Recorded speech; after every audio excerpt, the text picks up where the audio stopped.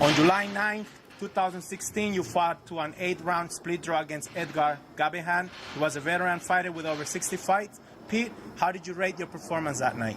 Out of 10, I'll probably rate it a 5 or 6. Why is that? Why? Because I could have done a lot of things better.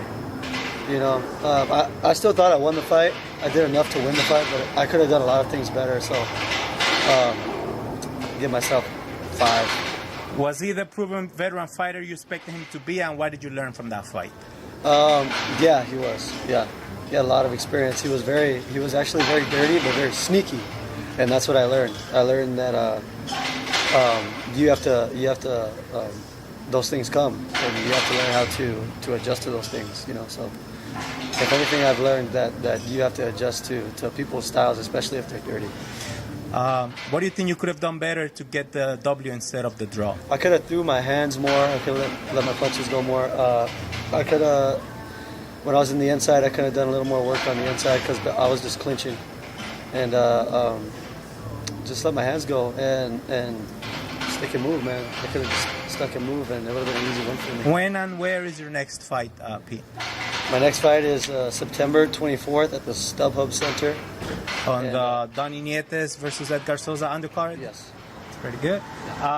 Who do you consider to be the best fighter in the super featherweight division, the division you're fighting right now?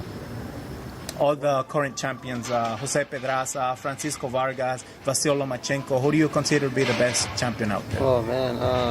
There's so many. I mean, there's all of those, and there's not too far away from super featherweight, but like Oscar Valdez. Okay. Very good. The veteran, man, what's his name? Salido, Orlando okay. Salido.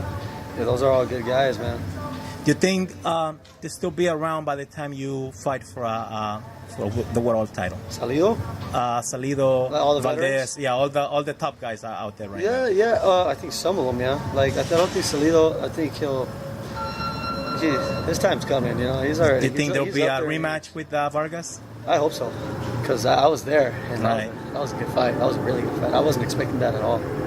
But could 2017 be the year when Pete Duran fights in let's say a world title eliminator bout? It could be. It always could be. Yeah.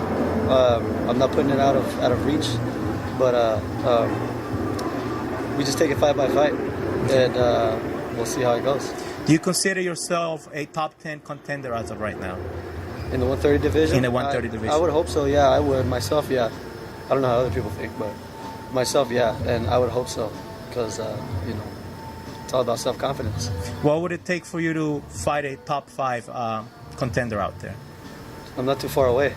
It's just more experience, just keep winning, and that's it.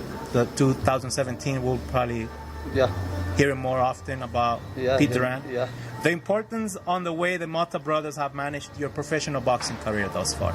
Yeah, the importance. Yes. They've been moving me along very well. You know, we've just been consistently working since they started managing me and started getting me fights. We've just been working since 2013, I believe. When you made your professional debut? Yeah. And we've just been working. How many fights have you been averaging per year since you turned pro now? Like 5. It's a lot. That's pretty good. Yeah, so we've been working.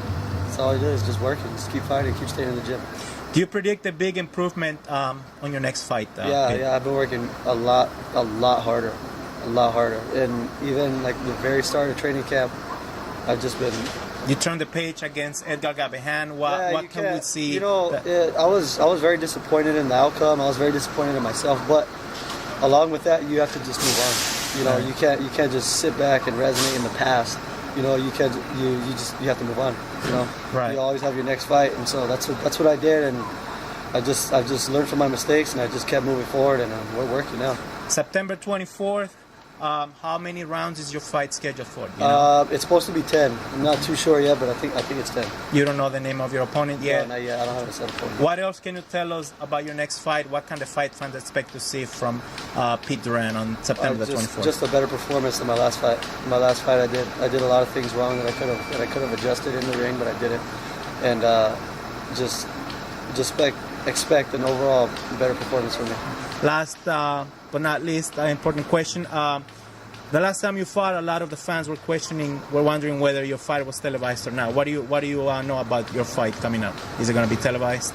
I never know, man. I really never know. Up until probably like the week of the fight. So I would hope so. I always say this, but I would hope that my fight is televised. You know, it's good. It's a good public display for me. Right. You know, so if it's televised, I don't know yet, but I hope. And if it is, I'll let everybody know. What would you like to say to your fight fans here in LA? I love all you guys, man. I love all you guys. Just continue to support me. Love you guys. God bless you guys. Thank you for your time, Pete. Have a good performance. September 24th at the StubHub Center on the undercard of Donnie Nietes versus Edgar Sosa. The return of Pete Duran. Thank you, Pete. Thank you, guys.